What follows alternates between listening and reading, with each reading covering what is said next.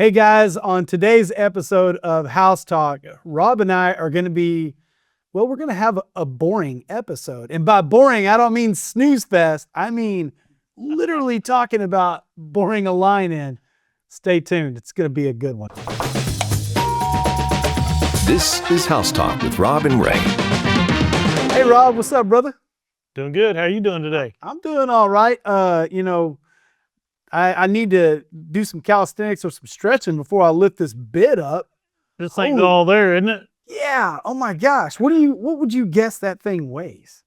Probably 30 pounds, 35 pounds. Oh, I figured more than that. Yeah. I was really surprised at how heavy it is. But I guess considering that we use it boring under the ground and pulling in lines, might hit rock, might hit really hard soil. Yeah. Who knows what? It's got to be tough, right? Oh, yeah, absolutely. This is a method of trenchless excavation, basically. Yeah. And this is the bit that goes on the end of the rods from the boring machine. And we can pull in lines up to 150 feet in one pull. And you can imagine around Oklahoma, the soil gets dry, gets hard. This thing will cut through about anything. It'll actually bore through rock, solid rock. And anything, wherever this bit is pointed, you can see the slope there, the angle of that. That's the direction that bit's going to be going. Technology. It's so interesting because I feel like all of us out there, we see these on the side of the road, this guy sitting in this chair and all of these metal rods off to the side, and you drive by and you think, what is that guy doing? What's he doing? Where's he going with that? Yeah. And they're running line underground. They don't have to dig a trench, so it's a lot less intrusive, no backfill. Before we start talking about the bit itself, which you kind of talked about a little bit, I want to go deeper in it, but how accurate can this thing be? Well, that's the amazing thing. Like we say, you've got 1.25 inch solid steel rods that are pushing this bit. Yeah. You wouldn't think it has a whole lot of flex, but this rod and this bit is able to go an amazing distance. Yeah. And hit a 12 by 12 hole inside a house or up at the house. So like what you're saying, where typical excavation, you've got an open trench. Yes. So you've excavated all the way across the yard, say from the water meter, if you're replacing a water line, from the water meter at the street up to the house. Then when you're done, the line's installed, your water's back on. You've got to restore the yard, landscaping, anything that was between point A and point B. Right. With this, all the work's being done underground, no disruption to the top, no disruption to your flower beds, your landscaping, your sod. Yeah, it's incredible. And, to your point, you can tell that this thing is ramped up, and on the front, it's got these teeth on it. And in looking at it, because on some moments, I'm assuming you want to go straight. So this thing must be spinning almost like a drill bit. That's exactly how it works. So when this is rotating and spinning, and you're pushing this through there as it's spinning, it's acting just like a drill bit and running straight. Okay. When you get to a point where you need to turn or make it an angle, wherever you stop this and then you just push the rod, that's when it begins to steer itself with the angle of that bit. It's simple and yet ingenious. I mean, it's how effective and efficient is that? That's incredible. So I've got an unprepared question for you. Hit me with it. This thing, I don't know how deep in the ground it is. You said you can go 150 feet and hit a 12 by 12 square. Right. So we have to know where it is. And how do we know that? How do we know where it's at?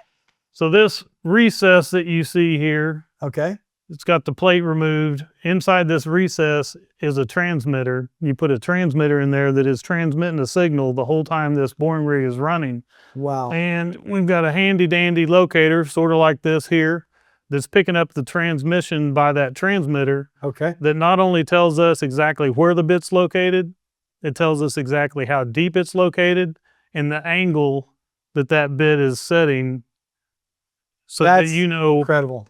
The angle of that bit and where it's turning, where it's pushing.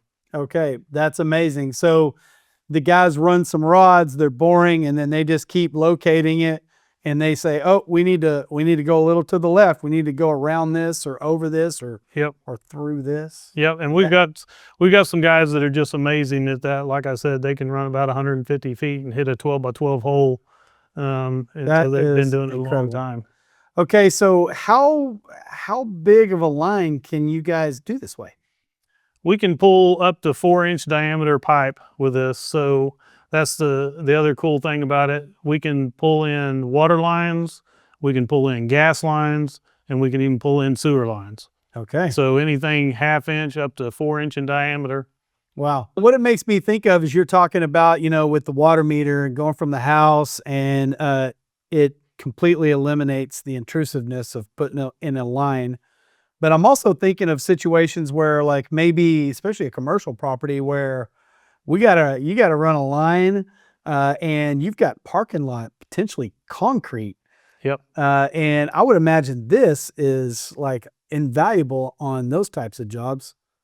Oh, absolutely. And we use this a lot in that, exactly for that scenario, where you've got a meter, a gas service that's running underneath a parking lot from the road up to the building.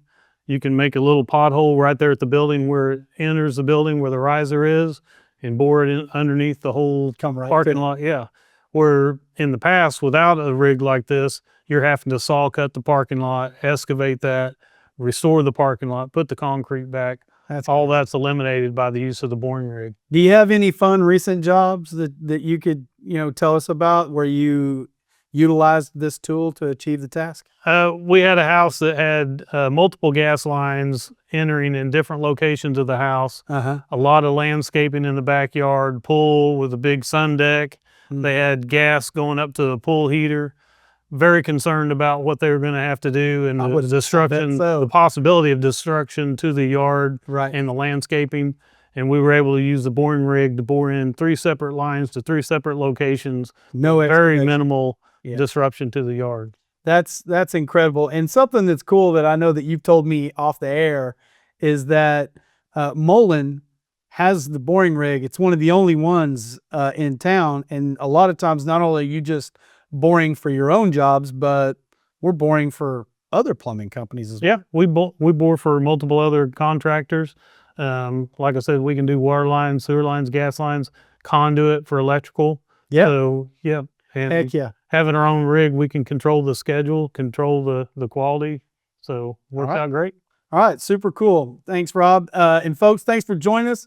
Hope you enjoyed the episode talking about this boring and basically running trenchless lines. Stay tuned. We're always going to have more professionals, more industries, and more tips right here on House Talk.